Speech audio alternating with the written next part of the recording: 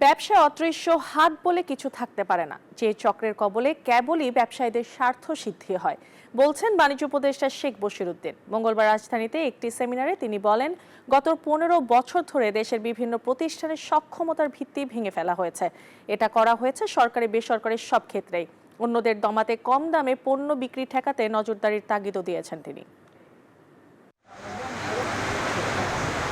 দেশের বাজারে পণ্য মূল্য নিয়ে সাধারণ মানুষের হতাশা বহু পুরনো।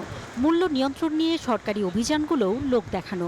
বরাবরই ক্রেতাদের অভিযোগ, তাদের পকেট কাটা পড়ছে ব্যবসায়ী চক্রগুলোর ওপেন সিক্রেট কারসাজিতে, যেন সবকিছুই অদৃশ্য হাতের খেলা। ব্যবসায় এমন অদৃশ্য হাতের কথা বলেছিলেন অর্থনীতিবিদ অ্যাডাম স্মিথ, যে ব্যবস্থায় কেবল ব্যবসায়ীদের স্বার্থই রক্ষা হয়। বাণিজ্য উপদেষ্টা অবশ্য এমন অদৃশ্য হাতের অস্তিত্ব মানতে নারাজ।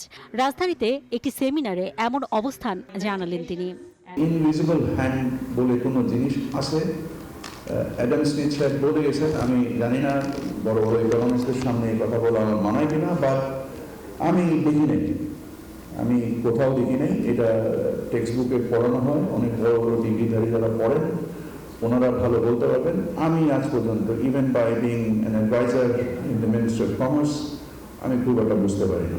উপদেষ্টা বলেন, গত 15 বছরে বাংলাদেশে সরকারি বেসরকারি সব ক্ষেত্রেই প্রতিষ্ঠানগুলোকে ক্ষতিগ্রস্ত করা হয়েছে। ব্যাহত হয়েছে গ্রাহক সুরক্ষা ও কল্যাণ। ইটস নট যে কম্পিটিশন কমিশন মানে শুধু কম মূল্যে জিনিস বিক্রি করবে।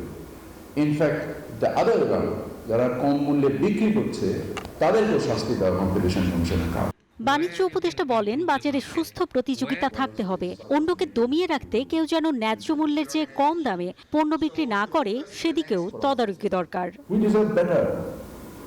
এই 15 বছরের অন্তরা বিশ্বাস, নিউজ 24, ঢাকা। বছরের যে প্রতিষ্ঠান